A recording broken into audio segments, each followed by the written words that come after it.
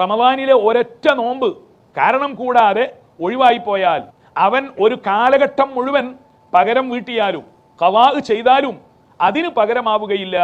വ ഇൻ സ്വാമഹു, അവൻ നോറ്റ് വീട്ടിയാലും ശരി അതിന് പകരമാവുകയില്ല എന്ന തിരുനബി സല്ലല്ലാഹു അലൈഹി വസല്ലമയുടെ ആ വിജ്ഞാപനം നാം ശ്രദ്ധിക്കണം. ചെറിയ ചെറിയ കാരണങ്ങൾക്കൊക്കെയും കാരണമില്ലാതെയും റമദാനിലെ നോമ്പ് നഷ്ടപ്പെടുത്തുന്ന മുസ്ലിം സഹോദരങ്ങൾ വളരെ ഗൗരവത്തോടുകൂടി ശ്രദ്ധിക്കണമത്.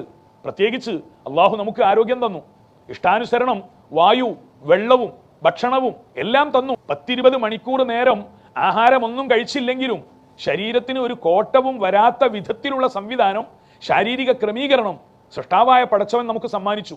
എന്നിട്ട് അതിൻ്റെ സുരക്ഷിതാവസ്ഥയ്ക്ക് വേണ്ടിയും അള്ളാഹുവിനോടുള്ള തഖ്വാ ബോധത്തിന്റെ പേരിലും നിങ്ങൾ അങ്ങനെ ഒരു കാര്യം നിർവഹിക്കണമെന്ന് പറഞ്ഞാൽ അത് അനുഷ്ഠിക്കാതിരിക്കുന്നത്, അതിനോട് പുറംതിരിഞ്ഞു നിൽക്കുന്നത് ധിക്കാരപരമായ ഒരു സമീപനാണ്.